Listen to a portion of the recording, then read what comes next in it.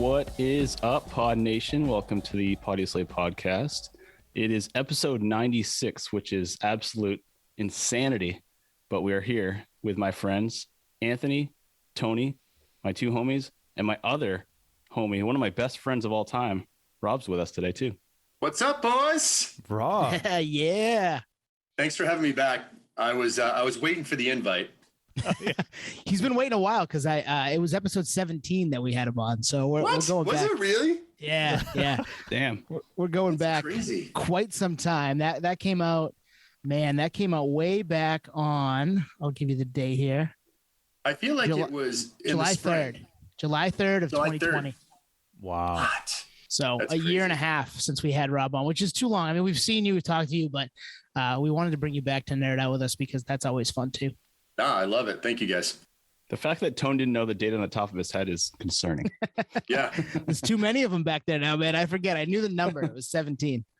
All the other useless information that stays right in that kid's head, and he couldn't come up with that. So Yeah. much. And thank you for calling me a kid. And actually, Rob, this is a tryout to be the permanent fourth host. So no pressure. Oh, don't tell Greg. Don't tell Greg. Wow. All right. So if your contributions suck, then sorry. We'll go with Greg. No, I'm looking to be the fourth member of the Pod Nation here with Podio Slave. We So love it. Return to form. I mean, you did it for, career for a long time with an actual terrestrial radio. So if anything, you know what you're doing more than us. We're just kind of figuring it out as we go.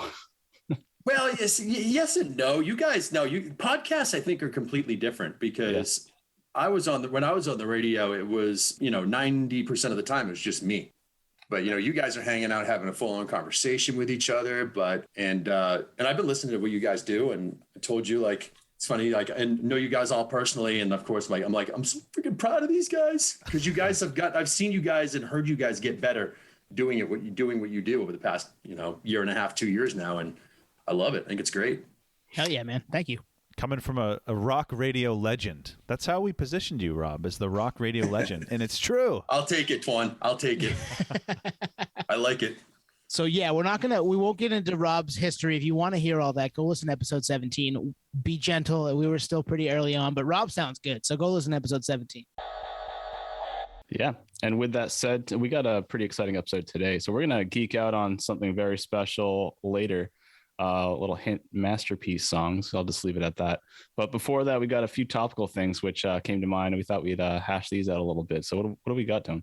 We got there was a little bit of news, right? Yep. Both locally for us, which I still think we can put a national spin on too, but also the news that Matt Skiba, right? Did I say that correctly? Yeah, not Skiba. Matt Skiball.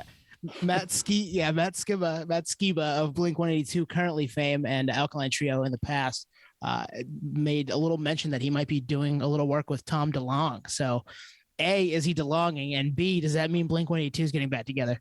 So wait, he's in the band now, in Blink now, Correct. and now he's talking about going to do some work with Tom, Yeah. Yep. who's not in the band. That's interesting.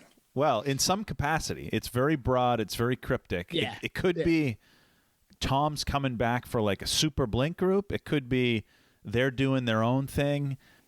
I'm not excited for this. I don't really Wow. care. You know what I mean? Because like Skiba with Blink, I don't think works at all. Okay, fair enough. Well, I mean, maybe he's just going to be the dude pushing buttons in the booth. Right. I mean, in what capacity are they working together? Is he like getting them coffees? Like, what is he doing? You know? Wow. Maybe because I've been on a radio for 5.5 years now. I don't even know who the skee ball guy is. You remember?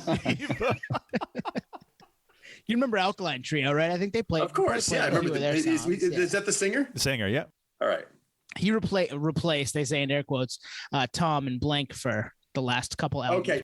I do remember that happening now because that probably did happen. I want to say probably, I'm going to guess maybe like 16. Yeah, right around then. Yep. Okay. Because I do remember that happening. But yeah, interesting. Who knows? Side project, fourth edition. Blink is now a 4-piece. Who knows? Well, I mean, we did a predictions episode, I think, at the end of 2020, and we predicted that they'd get back together. And it hasn't happened yet, but this is like the first real breadcrumb that it might, just because Skiba is in Blink now. So like, if he's working with Tom, what else could he be doing? He's got to be coming around, hanging out at band practice, right? Well, if they do come out with a side project, I think they should call it Blink Boxcar 44. Yes, I'm in. Yeah, Twan called it Blink 184 instead of 183. But yeah, we're all trying to, figure it out. I think where my head went with, just based on what Tone said mainly, and Twan, is, maybe it is return to form with Blink and Tom's coming back. But because Tom has got multiple projects between, he's directing movies, he's got Angels and Airwaves, he's got a lot going on, and he's kind of unreliable, I guess. I'm saying that as polite as I can, that he leaves and he's quit Blink twice already, right? So I almost feel like, well, if we bring Tom back, is he going to leave again? And do we have to like rehire Matt? Oh, it'd just be a one-off, Nate. I don't think it would be a full-time. He's back in the band. Yeah, I have no idea. But if they kept him on, then it's like, okay, yeah, is he in the back behind the curtain playing like rhythm guitar along with Tom in the background? I kind of think of like Chili Peppers, like when John Frusciante got invited back, they still haven't played, right, with the whole pandemic. And Josh got kicked out. I was surprised because Josh Klinghoffer, that replaced John in the Chili Peppers, was originally the guitar tech for Frusciante. So when he got kicked out, I was really surprised that they didn't keep him on as even just a roadie, because that's what he did beforehand. As much as that's kind of like a demotion, regardless, he was in the camp. So yeah, it's always interesting when, those key members become options to return to the band again. It's like, what do you do? Do you make them, make the band bigger? Do you, give the guy who took his place a boot? Right. Yeah. Well, because how many bands have, so if he came back, they could potentially have 3 singers. Has there ever been a good band with 3 singers? I can't even think of. Well, if you've got 3, you've got none, right? That's a good question. Quarterback thing. If you got 2 quarterbacks, you got 0 quarterbacks because they both kind of suck. Van Halen had 3 singers, but only 2 good ones. Sorry, Gary Strong. Then you get the awkward bands with the drummer has like a predominant, a big singing role, and that never really works. It's like, who the fuck's singing? Is this a backtrack? Maybe Travis will start singing. Get them all singing. Like, let's just go. Let's just throw shit against the wall and see if it works. Machine Gun Kelly is going to join. It's going to be Blink 180 Collective. I don't know. I don't know if it's like a super group thing. I don't know if I care. You're out on it. All right, fair enough. I'm in. I want to see what happens. I would like for it to happen, just because. The last time they were together wasn't the album that they put out wasn't great, but the one before it's amazing. So if they're all dialed, I think it could be really good. Yeah, I don't know where I stand on it. I think I would like to see them play together one last time, but I think the magic is dissipated a long time ago. So when Tom left, it was like almost like I don't blame him kind of thing. I still love the band, don't get me wrong, but Blink 182 is a young man's game in terms of what they were doing and what they stand for. So playing What's My Age Again at 55 it hits different. Let's put it that way. Nobody likes you when you're 55. Let's talk about Bull Moose. Yeah. So we've talked about Bull Moose on this podcast a ton. They are a Northeast, mostly Maine, a little bit of New Hampshire record store that is not just records. They do everything. That has been kind of our home as far as buying music for a long time, for really all 4 of us. I would think you too, Rob. I know, especially being in Portland now for 20 plus years, it has been a place that we've all frequented to buy, records and CDs and tapes and T-shirts and stickers and video games and everything, right? They have it all. So they just recently announced, I think as of this recording about a week ago, that they sold to their more than 140 employees, which is kind of wild. So yeah, that's in the news. It's a big deal, I think, for us, at least locally. And it's something to talk about music wise that, it's a new thing. It's an independent record store, kind of like an independent label selling to its employees. Interesting stuff. It's so cool that Brett did that. And I saw that on the news. I did not expect that at all, but the employees are super pumped about it. And they did a segment about how, the employees already, they seem to, a good chunk of them seem to enjoy their jobs, but like now you're going to get like awesome customer service when you walk in there, because these people are going to have, a hand in it and love their job even more. So, and I love the fact that Bull Moose is still around, because, we've talked about this before, how many record stores still exist locally, and we have still 4 or 5 locations left. Yep, at least in our that we could get to within 20 minutes, right? Right. It's funny, the narrative online, when that story was announced, there were a lot of people that were very negative about it. Like, they didn't read the article. They were like, oh, now you're going to, the employees have to buy into it. And it's like, well, that's typically not how it works. It's not like the owner doesn't have anything to do with it anymore. Right. It's a shared ownership, and it's basically, employee share structure. And if I was an employee, it's a fucking dream. It's very positive. Yep. Anyone that's negative about it, I don't think knows enough about it. Correct. And you know what? I'm sure the owner's going to eat too. Like, he'll retain some shares, I'm sure, Yep. Well, he's keeping FieldStack, which is the thing that Brett created back 10 years or so ago, that kind of tracks how things are sold in each store and what's popular in, South Portland, Maine may not be popular in Keene, New Hampshire, but, they can tell. It was AI before that was a thing, Yeah. So he's keeping that going too, which is his thing. And Brett Weckert is the former owner of Bull Moose, one of the former owners of Bull Moose. So he'll still have that to kind of sell to other places too, I would think. Yeah, I think it's nothing but positive. I'm going to give a little plug here. There's a brewery out here called Modern Times. They do craft coffee and craft beer. It's completely employee owned. And it's really just another perk because, working in the beer industry, like, the pay's not great. It's hard work and you have no skin in the game. So if you're getting ownership like you do at Modern Times, it's like, well, it's just an extra incentive. It's an extra, you feel like, the harder you work, it's actually go into something like that's really hard to find, and people may not know this that are outside of our region in Southern Maine, but Bull Moose is actually a pretty big deal. There's only so many independent record stores that have made a statement, and Bull Moose is one of them. They were big contributor to starting Record Store Day, which is at this point world renowned. And along with Bull Moose, there's only so many that come to mind. It's like Bull Moose, Amoeba Music out here in California, which we had Mark on, and Newbury Comics down in Mass, and maybe a handful of others across the country. But for the most part, it's those handful, a few that just have one independent flagship store, and then your FYEs of the world. So, Bull Moose is not just a, is FYE still a thing? I was just going to ask the same question. For your entertainment. Sam Goody or Best Buy even now, or Walmart for that matter. There's one left at the Mall of Minnesota. Oh, yeah? No, I have no idea. The Mall of Minnesota. You mean the Mall of America? No, actually, I was saying the Mall of Minnesota. Why is the Mall of America in Minnesota? Yes. It is, yeah. Oh, okay. Well, maybe that's why I said it.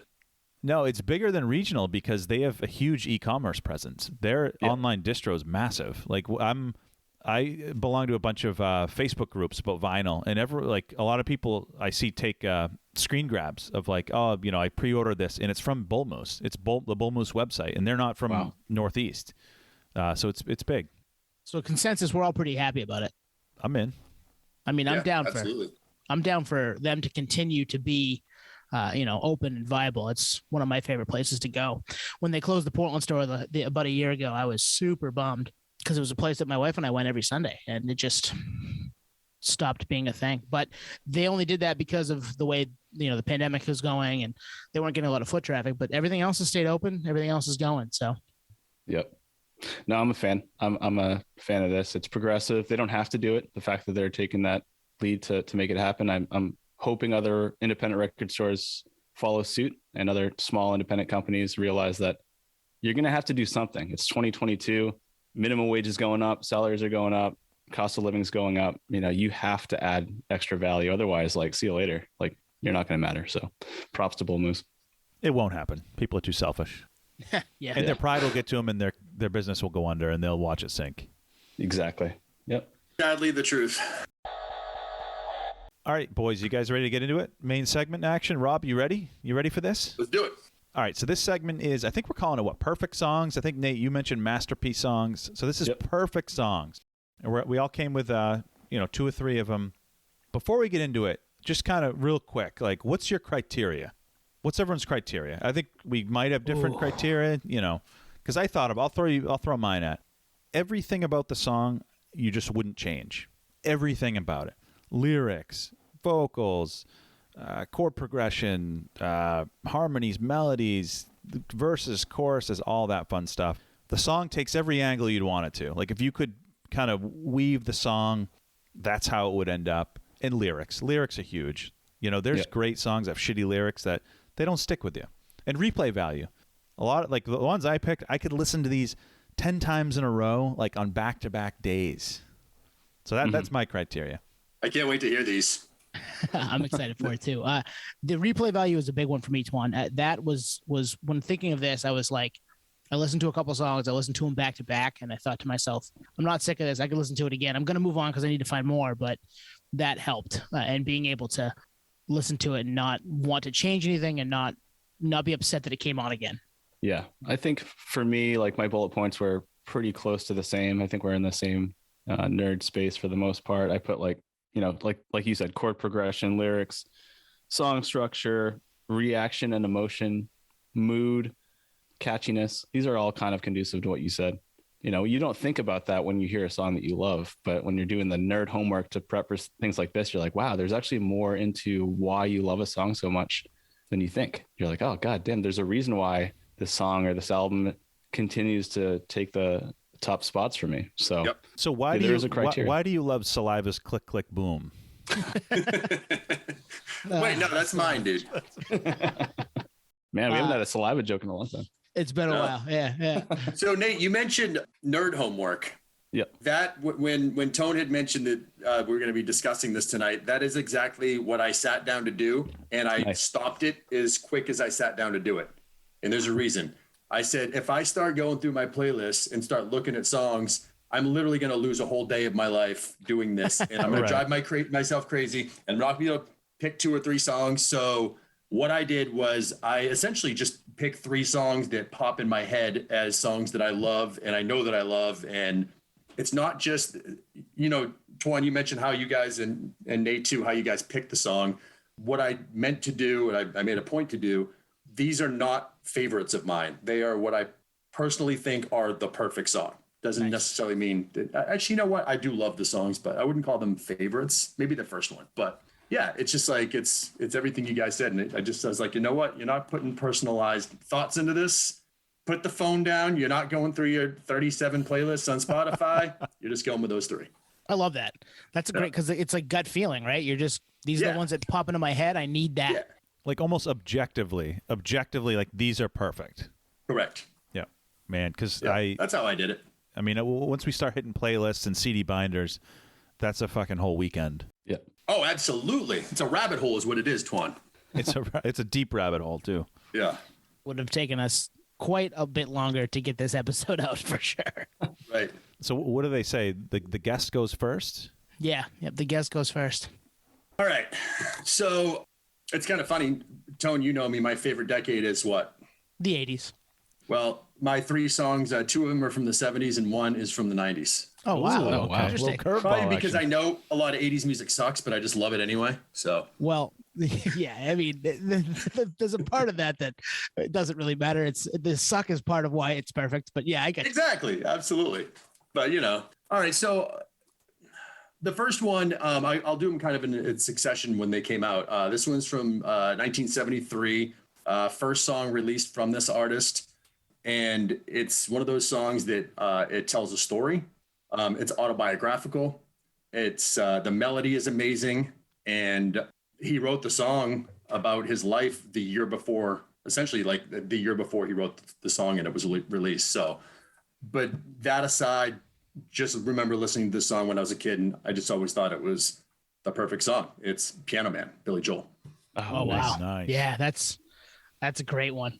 That didn't even cross my mind. And man, you're absolutely right. It is so good. It gives you a vibe. Gives you a feeling. Yes, a vibe. Yeah, right? It's you can listen to him talking about John at the bar that's the friend of his. And and you can picture what that bar in 1973 looked like, with Billy Joel playing the piano and everybody ripping butts and drinking. And it just makes you want to be at a bar in 1973. You know what's awesome is I actually I had this song too as one of mine, which I'll probably use another song instead. But no way. It was Wait, one you of the had first. Piano Man? Yeah. Oh, totally. Because it is a perfect song. I mean, yeah, that's amazing. It happens more often than you think on here, because we're like big time nerds, so we're just like in the same space. I love that you had Piano Man as one of your options, though. That's amazing. I mean, it's just quintessential to a perfect song, and you explained it pretty much perfect. It's like, yeah, it paints the picture. It's very relatable. I mean, it's like, I can't. There's very few songs that are structured so eloquently than Piano Man. It's a classic, and you feel like you're there. It's one of the few songs where you actually, if you close your eyes, you're like, I'm there right now. I'm there right now. Absolutely, for sure. Yeah. And then the drunken sing along, the la da da da da da. Can I do that without us having to pay for that? Yep, you can. Yep. All right. If Billy comes after us, we'll forward him onto you. Perfect. Yep. And we have fond memories. We saw Billy Joel together with Elton John, the back-to-back tour. So I don't want to spoil anything in case I'm invited back to a best concerts of all time. But I tell people that was my favorite concert that I ever went to. Oh, it's amazing. Even though we missed the first 20 minutes of Elton John, it was still amazing because we sat in that bridge in Tampa that's like 35 miles long and we were in traffic like the whole time. Oh God. Probably super anxious, get me there. God. Yeah. Concert Wars Part 2. Rob and Nate late for a concert is not a good thing. No, I could see that. Especially this one. I know both of you guys. I could totally see that. No, we did an episode called Concert Wars, which was our favorite concert. So we'll have to do round 2. Yeah. All right. Who wants to go next? All right, I'll jump in. All right, Rob, when we found out you're going to come on, I knew you loved the 80s. So this is a song from the 80s. Let me try and guess it. Okay. I'm going to tease it. So give a few clues. Okay. There's actually 2 songs that this artist, solo male artist, fits this criteria. This specific one, 1982, solo male artist, massive movie soundtrack song to one of the greatest high school movies of all time. Pop rock song. You hear this song and you're brought back to being younger. 1982. And he came back and had a big hit from a teen movie. Is that what you said? Well, I don't know if he came back. I mean, he was doing his thing for a while, but this is a smash song that was in tandem with a movie soundtrack. Movie soundtrack from 82? From 82. From 82. Oh, okay. The movie. Okay, I must have misunderstood you. All right. Jesus. What's the movie? I should know this. I'll give you the movie. Fast Times. Yeah, I was going to say. Oh my Fast God. Times. All right. So I love that you're picking Somebody's Baby by Jackson Browne. Yes, I am. Because that you had it too. That is a phenomenal song. Yeah, that is a perfect song in so many ways. It's resembling a Piano Man with the melody, and you can be there when you hear the lyrics, and it's a great song. It comes in right with a bop. The lyrics are on point. Again, the movie's perfect. I mean, how can you not fucking love that movie? It's upbeat, keeps you dialed in. I mean, I think he's got a great voice. The lyrics, I mean, who can't relate to those lyrics at that age? Oh, absolutely. It's just, not having the confidence. You think she's taken, so you don't do it. It's like, did I write these lyrics? Like, what? Yeah, totally. And fun fact about that song is he just started playing that song at concerts again. Oh, wow. That's right. You're right. And how do I know this? Because I'm a nerd like you three. I always will go online and look at set lists. And not only do I look at set lists of the current tour, well, I'm going to go way back as well and see what else I can find. And he hadn't played that song. I think he went 30 years without playing that song live. And when he came to the Main State Pier, I don't know if any of you guys were there, he busted it out. I was so pumped about it. So he just started playing it again. It's funny you say that because when I saw him at the Merrill, it was an acoustic tour in 2010, 2011. It was mostly deep cuts. I'm a huge fan, and I knew maybe half the stuff. Oh, wow. Right. It was one of those. And no Somebody's Baby. That did not make the cut. But I think it's objectively great, but also subjectively, obviously, great. I think it's just universal. I think you can't miss with this song. I love your picked one. Absolutely agree. That's a great pick. I mean, that movie's great. That song is great. He's a great artist. There's so many great Jackson Browne songs. I remember listening to Jackson Browne with my dad on road trips as a kid. So yeah, that hits me for sure. Yeah. And to go along with what you said, Rob, I just saw him open for James Taylor here in San Diego, and he played that song. Oh, nice. And it was it's magical. It's a very captivating song. Very relatable. Like you said, Twan, it's like an 80s version of a Blink-182 song, right? You're like, that's a great point. Did I write this? Wait, is he going to join Blink too now? Yeah, right. Yes. Yeah, he's part of the Blink 180 collective. Not Jackson Browne, just James Taylor. Yeah. All right, who's up? Nate, Tone, you hitting us with it? I got it. I got one. Mine is also from a movie soundtrack. Ooh. 1994 is the movie. It is a hip hop track. Tupac was in the movie, but he's not on the song. If that gives you anything. Either Poetic Justice or Juice. Neither movie. Gridlocked. Nope. Above the Rim. Oh, Dude, I have the soundtrack to Above the Rim. No. What, Then I'm what dying song to am I hear what- talking about? I'm dying. Well, I mean, Nate Dogg was on the soundtrack. Yep, SWV he's was on on the this song. soundtrack. Nate Dogg is on this song. There's a great song about afros on that soundtrack. It's not that one. This is Warren G. Regulate. Ooh. Yes, nice. Yeah. Of course. Because, I mean, who doesn't love Warren G's Regulate? And it came out in Absolutely. 94, featuring Nate Dogg, as we said. Threw me off with that one. I don't see that one as a soundtrack song because it was It's- the album too. I but agree. You're right. Yeah. Yep. It was on that.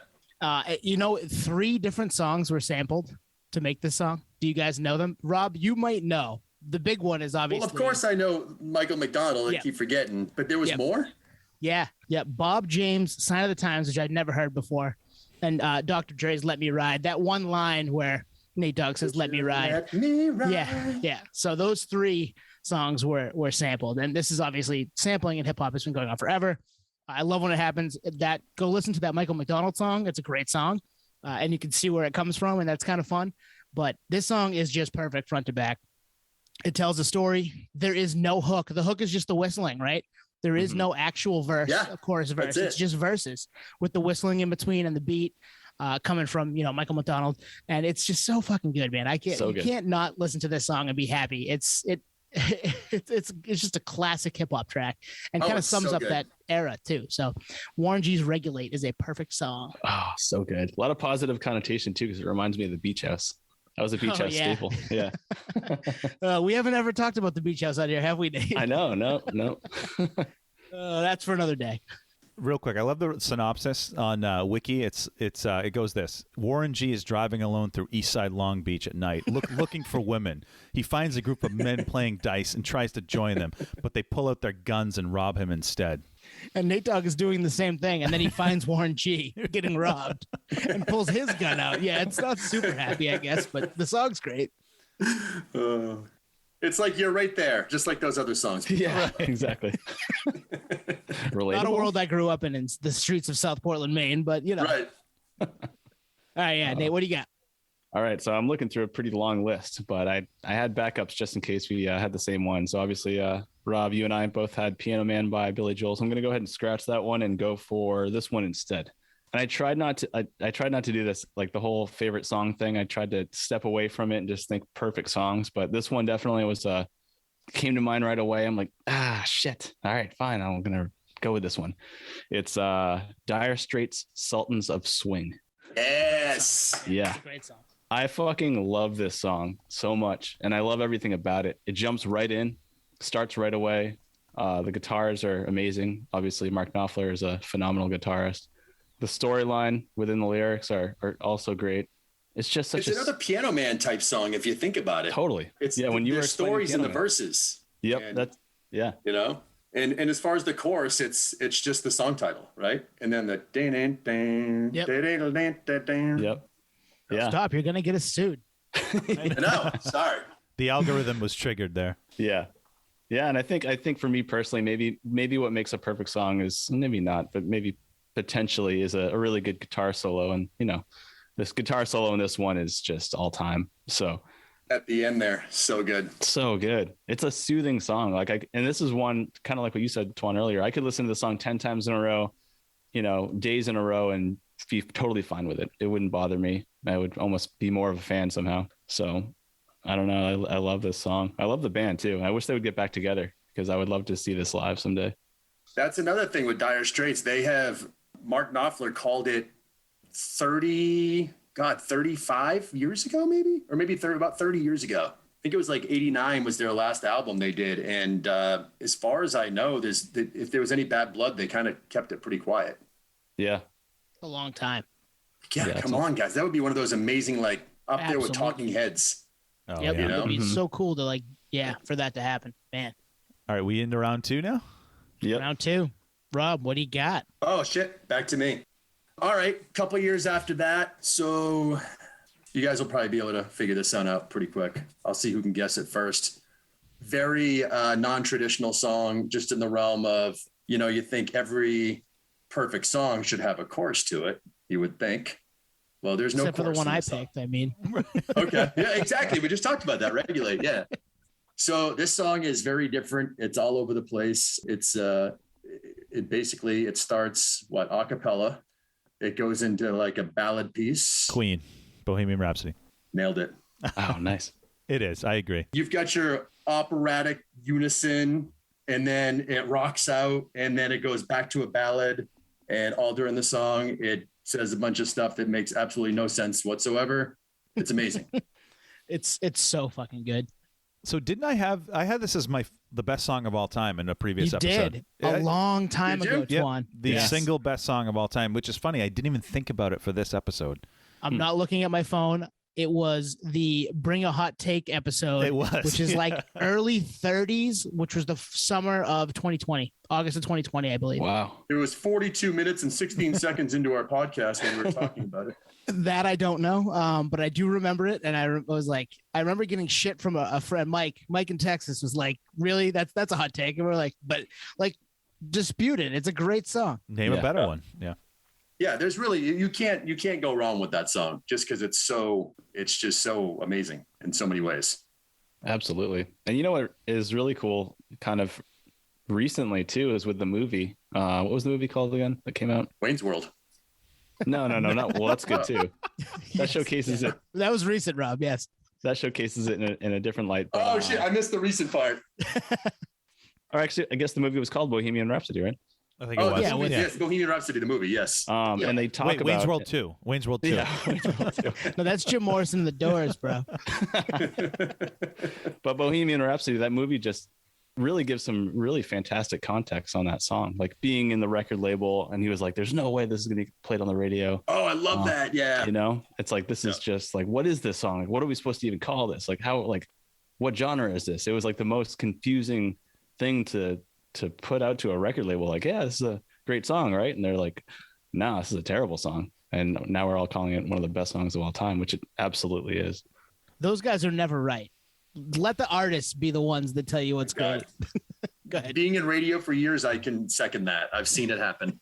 And Bohemian Rhapsody, for example, it's a 6-minute song. There's no edit to it that I know of, and it was a huge hit on mainstream radio. So, Amazing. Yeah.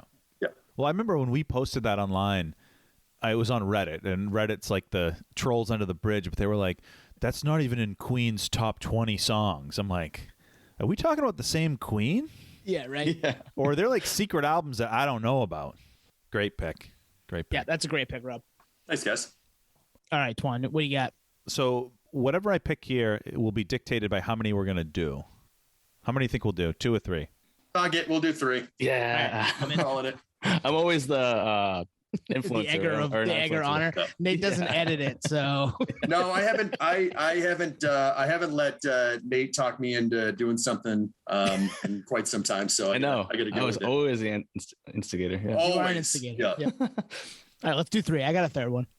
All right. So this is one, again, I'm going to cater to the audience here. So this is 1985. That's the first hint. Pop rock power pop from the UK. There's a gold record of the band in The back Outfield? of me. Aha. Say it again. Take on me. Aha. What did you say, Tone? I think Tony, you were I right. said the outfield. The outfield. Off play deep. Your love. Your love. Great song. Perfect song. Oh, absolutely. Perfect song. I mean, the vocals, Tony Lewis, rest in peace, one of the best vocalists of all time. And even late in the game, he could still bring it. No, that Play Deep record in general is just, it's such a great underrated album. But obviously with Your Love, you cannot go wrong with that song. That's a song that was obviously a huge hit at the time, but has gotten this resurgence over the past several years. I'm not sure exactly how or why, but it's just one of those amazing songs that captures like all generations of music fans, like young and old. Everyone loves that song. Mm-hmm. Absolutely. And honestly, to kind of piggyback on that, how you can tell a song's great is how like deep into the future it gets covered, and not just covered live, but recorded. a lot of bands have recorded this. If you go on YouTube, which I've done a million times, it's a bunch of great covers of like, you know, pretty well-known bands. It was on like the Punk Goes 80s. I forget who covered it. Midtown, I think, covered it. But yeah, Play Deep is fucking amazing. You know, Say It Isn't So, I Don't Need Her, Every Time You Cry, 61 Seconds, All the Love in the World. All the Love. Yeah, so amazing. But I think Your Love is like, it's got to be top 5 of the 80s. Top 5 songs of the 80s all day. Everyone knows it. Yep. Everyone can sing it. A lot of people don't know who the band is, but they don't know it's the Outfield. They know the song. Oh, is that Sting? Is that the Police? Yeah. Right. Outfield ended up coming out with some good music after that too. Nothing that was really super big, but I continue to listen to their records and some really solid stuff that they came out with. I agree. Oh, easiest song to play. One of the most simple songs to play. Like I used to play that on the guitar. Yeah. Just power chords. And maybe simplicity is part of what makes an amazing song. 'Cause it's not a whole lot to figure out, right? It's just, this is digestible. I can, whether it's relatable or not. But yeah, I agree with you, man. Great song, great album, and gone too soon, unfortunately. There's another reunion that we would have loved to see for sure. All right, am I up? Round 2. You're up. I'm also pandering. I'm going 80s, and Rob, you'll know this one because you and I have sent videos back and forth of each other playing random air musician guitar keyboard. Lionel Richie, hello. No, that's a good one. But playing the keyboard on the song. Playing the keyboard on the wall, or air guitar. Absolutely. Give me the year. 1983. Oof, that 83 was a huge year for music. Band or solo? It is a band. The video is all time. Lots of air guitar and air keyboard and a model just walking around in high heels. Journey, separate ways. Hell yes. Yeah. Everybody loves Don't Stop Believing, but come on, Separate Ways is the best Journey song, and I will fight anybody that says otherwise. You get the classic 80s keyboard at the beginning. It's so good. It's so good. And just go watch the video if you don't think this is perfect, because Steve Perry is just going for it. And the other guys are like kind of into it. It's just hysterical to watch because they're playing their instruments and then they're playing them air, whether it be on the wall or it's so ridiculous. Pretending to play the keyboard like they're a raptor just petting people in Jurassic Park. Yeah. They were one of the handful of bands that got caught in the really bad video. Yes. For the 80s that when that video was done, they sat back and watched it. They were all like, yeah, that was awesome. We did it. We did it, guys. Went by. Because it fit the time. Not so awesome. Yeah.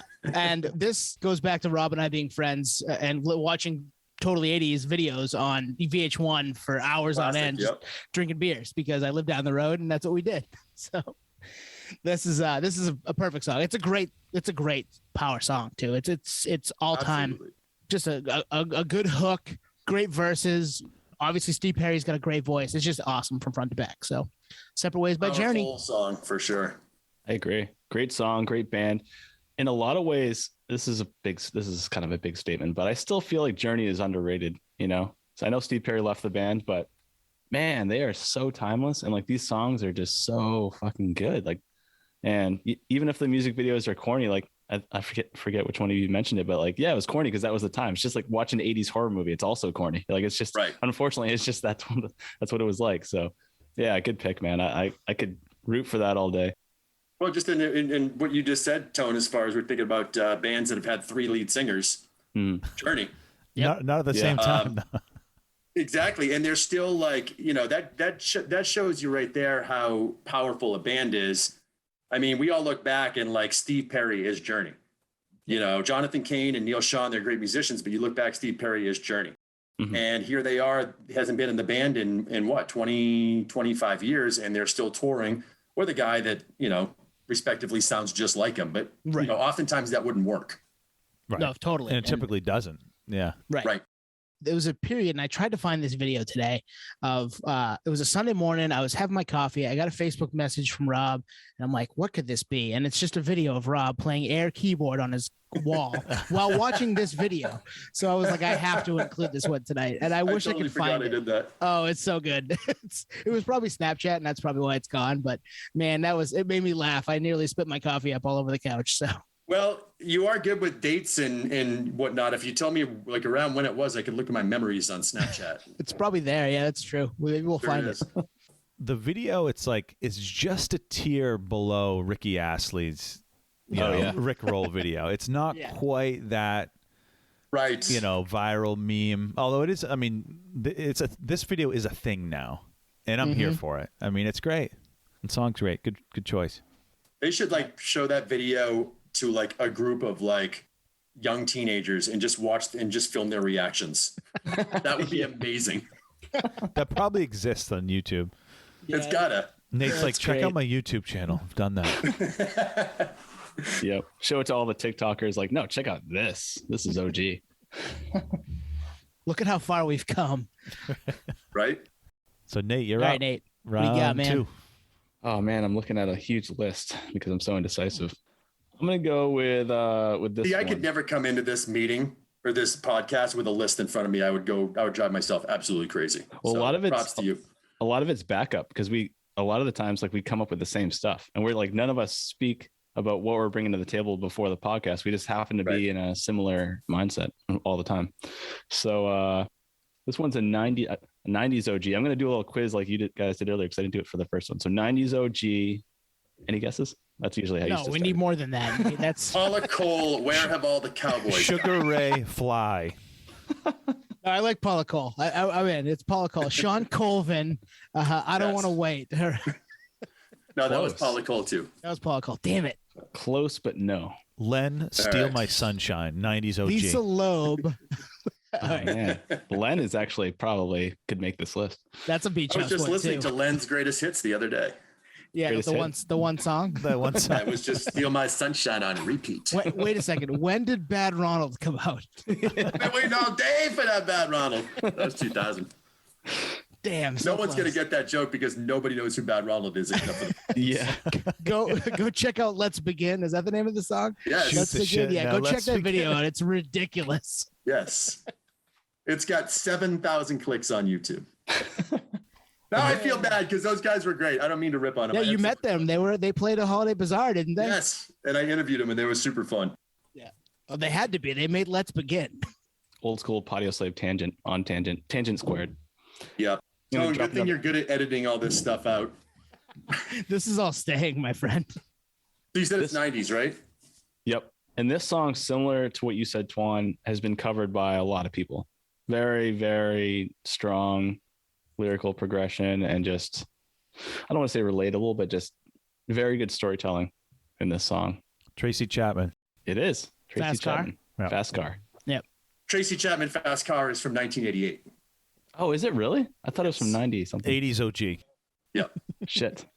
I love how we all have our storytelling songs. That's an amazing one right there. That's such a good song. So yeah, an 80s OG, not a 90s OG. Tracy Chapman Fast Car. One of the best songs ever written, gotta say. First time I heard it, I can't even remember how old I was. I was definitely a child, and I just remember thinking this is a really cool song.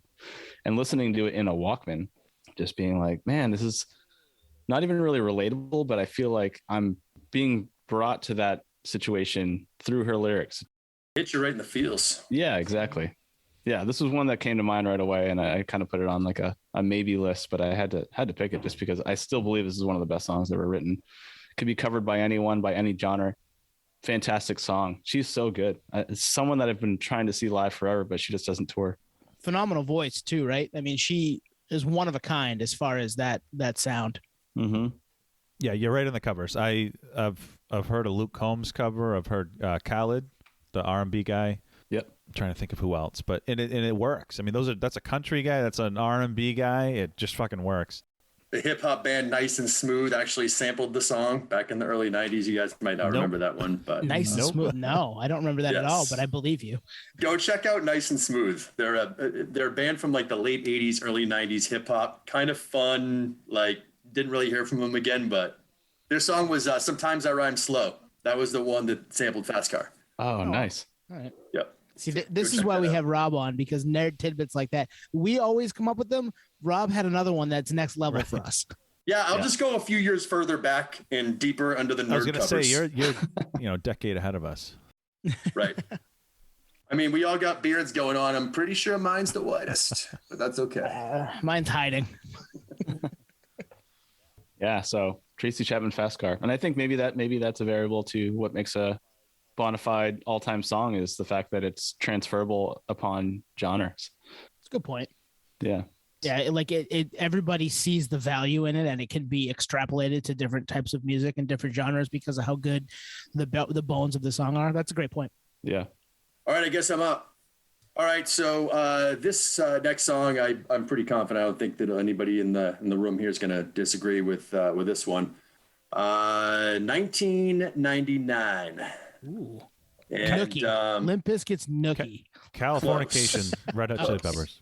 This song was very same time period as well. It wasn't. It was the summer, I believe, is when this one came out, and it's the song. I think Tone's gonna get it first. It's the song that it was everywhere for so long, and when you hear a song over and over again, you often get sick of it. But this song, I never got sick of, and I don't think I ever changed the channel if it came on the radio. And it's an interesting collaboration. Couple of artists you wouldn't expect to see team up for a song. Rob Thomas and Santana's Smooth. Ba-boom. Yes. Whoa. Nice. There it is. Yeah, perfect song. Just from the very beginning of it with the drum intro and going into the, brass sections, intro, the horn solos and Rob Thomas's vocals with Santana's guitar playing is something that I don't think anybody ever would have imagined or thought of, but it just worked so well. It is a great song. And I mean, even that first line, man, it's a hot one. Yeah. 7 inches from the midday sun. It's You're just yes, all right, yes. we're in for a ride right now. This is going to be fun. This is going to be a good time. And that obviously that Santana riff and putting those two together, whoever's idea that was, hopefully it was theirs, who knows, whatever. That's awesome. Cause it was a massive, massive hit. You couldn't get away from it. And I wouldn't change the channel today, even. And I've heard it 1,000, 100,000 times. And you and I, Tone, have sent each other the memes. It's like, Santana, Rob Thomas, Smooth. It's the song of the year for the 12th year in a row. Yeah, it is, because it is. It's so good. It was number one for 12 weeks on the charts. And it was one of those songs that here's another fun fact, another nerd fact. It was the last number one of the 1990s and the first number one of the 2000s. That's nerd cool. facts. Yeah. So. Yeah, and it turned a whole generation on to Santana. Now, I don't know if they liked what they heard beyond this, but at least they knew who he was. Yep. If you liked guitar, though, you were like, oh, wow, this guy's cool. Like, you might listen to him do his thing from, previous years. You're right. It did turn a whole bunch of people onto a whole different world. It began the bonding process, I think, for a lot of parents and kids, too. Yeah, that's a good point. You got Rob Thomas and you got this old guy, Santana. He's pretty cool. Yeah. They just tried it again, too. I don't know if you guys heard that, but they did a song like a few months ago, and it was pretty cool, but it was no Smooth, and you can't blame them for trying it. It was Smooth Criminal. They covered Smooth Criminal. It was nice and smooth is what it was. Yes, exactly. It was Smooth Operator. Little Sade. No, the song was actually called Move. I don't know if you guys heard it, but it was pretty cool. But I can see them let's try and bring this thing back because it was so huge at the time. But I'm surprised it took that long. Like, let's be honest. I am too. Why did that not happen 3 years later? Right. Mm-hmm. It's like Top Gun, the sequel. It's the same thing. What the hell pandemic happened, so they ran out of creativity. Right. This is on the back burner in 2019, but damn, sorry guys. Right. So was everything else.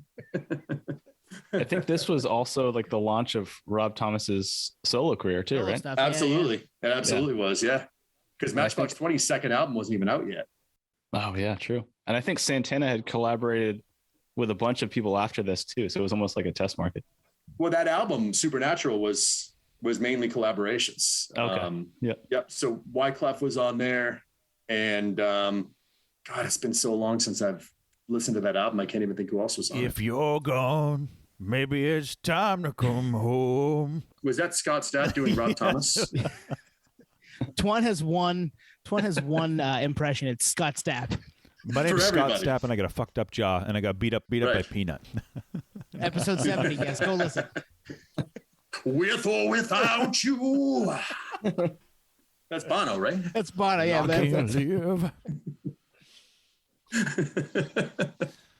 Marlins will soar. Comes up every fifth the episode. Marlins will soar, baby. Oh my god.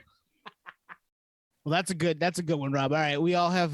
I think the three of us have one left. So let's, Twan, you got your next one, your last one. Yeah, let's hear This it. might be a quick one, just because you guys know the artist. I don't know if you know the song. So it's not a '90s OG. It came out 8 years ago now, 2014. The album is "Get Hurt."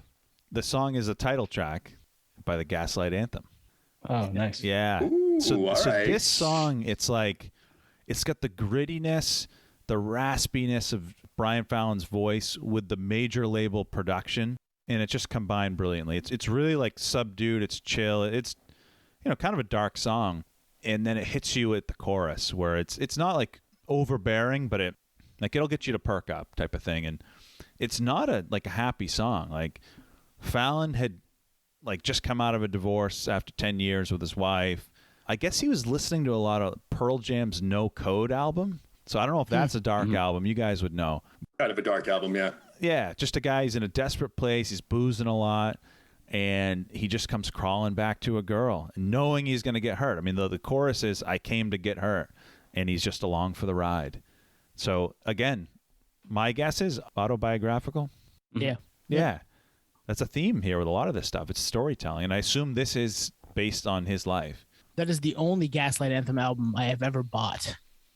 Great I album. love that band. And I can't think of the song that you're talking about right now, but I know I've heard it because that's the same album with 45 on it, right? No, that Different was before. Handwritten. Oh, that was before. Handwritten, So right? maybe I haven't even heard this record or the song then. Yeah, that's 45's on Handwritten, I think, right? I think Yes, it is. Yeah. And that record's great too. I mean, they're a great band. I mean, we all ride for the Gaslight Anthem and the Springsteen worship. We all, to It's start heavy. and bring it full circle. I love I'm it. driving a lot these days. I'm putting that on my list Yes, of albums good to record. listen to. It's a good this record. song will just put you in a vibe, and probably not a good one. But it's got that polish. It's definitely it somehow blends the rawness that is Fallon in his voice and his honesty and whatnot. But it's got some polish. It fits the definition of this episode. It's fucking perfect. Good pick. And you just said something too, where you might listen to it and it might not put you in a good mood. Like maybe it's not a good vibe song in terms of where it's going to bring you. But additionally, hearing other people tell stories about hard times, even if it's not relatable, makes you feel better because you're like, oh, okay, everyone struggles. Everyone has shit they have to deal with. That makes it better. And then that, for whatever reason, translates into, okay, things are going to be okay. Music is a weird thing like that. Mm-hmm. Yep, absolutely. I think Michael Stipe once said, "Everybody hurts sometimes." Yep. Yeah, right. He did Yeah. say that. He said something like that. Yeah. He was right too. He was right. No, that's a good point, Nate. It's one of those. It might be a super sad song, but it just lets you know that everybody has struggles. Mm-hmm. And I think it was what was it? The singer of Poison said, "Every rose has its thorn." Yeah. Yeah. I've also heard that as well. Yeah. I also heard, Twan, to your point, I also heard that every cowboy sings a sad, sad song as well. You did. Also true. I think you heard correctly. Yeah. Wow. Tone's segueing perfectly into my next pick. Every rose has its thorn. You're right. No, that's my favorite. That is my next perfect song. No, it's not. I will give you my next perfect song, my last perfect song of the evening. It is the first song on the first album by a 90s OG band that I ride for forever. Go back and listen to episode 3. I talked about it then. We've brought episode 3 up a couple times the last couple weeks. This record dropped, I think, in 93. I had to look it up. It will always hold a special place in my heart. It's a record that I listen to every year at the same time on purpose. They're one of my favorite bands ever. And the opening track of this album is the song I'm talking about. What album am I talking about, boys? Counting Crows, Counting Crows, yeah. August and everything after. Yeah, Round Here is a perfect song. Yep. And again, it's autobiographical. Maybe it's at least tells a story. It's so good. That opening airy riff, and you're just like, man, this is how you open your music career. Holy Yeah. shit! Oh yeah, absolutely. That's crazy. Yeah, it's so good. It's man, and it speeds up in the middle. and then it gets back into the story. It's so fucking good, and I will never turn it off. I'll put it on more often than I probably should, and one of my favorite bands ever. And this song is probably my favorite, if not a top 3 song by them. So, Round Here by the Counting Crows. Absolutely, great pick. And I didn't even think about that when you said you're starting your career opening up your album with this song. Yep. The lyrics are a book. I mean, it's. Yep. I mean, the saying is they don't make them like they used to. I mean, no one puts this much time into the lyrics nowadays. Nope. No. Mm-hmm. No. God, can we just bring back the 90s? I know, right?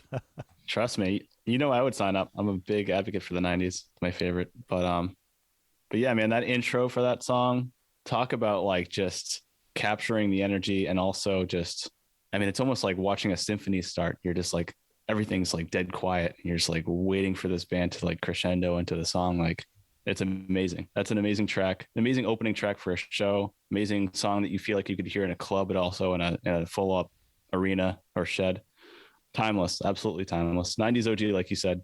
The emotion in Adam's voice is just next level. You feel like you want to cry just hearing him just open that song in the first few sentences. You're like, God damn, like, how do you do that? He was always good for a gloomy but beautiful song. Like, he nailed it. Yep. Yeah. And that's a 90s thing. Yeah, exactly. I mean, him, Jenkins, I mean, you feel the pain. Yeah. And like, Right. should I be sad now? Because I'm starting to feel sad. Well, another Counting Crows song, to your point, that reminds me of Round Here, just because I love it so much, and it also hits home personally, is Alone December. Mm-hmm. It's a very similar mood. It's just like, but it's such a beautiful song. It's so good. Yeah. There are a lot of really amazing songs in that band's catalog, and people like to rag on them, and I don't understand it, because like, it's just so good. Like, yeah, maybe he dated a bunch of actresses in the late 90s. Like, he made his way through the cast of Friends, as they say, but who cares? Like, the music is fucking great. And if he's a weirdo outside, he wasn't ever a creep, which is a good thing. Other people have been. He's just a weirdo. He's just a weirdo. Like, he's a guy with Most dreads, musicians like, are weirdos. Yeah, exactly. We're okay with that. Yeah. Yep. He's a older version of John Mayer, basically, right?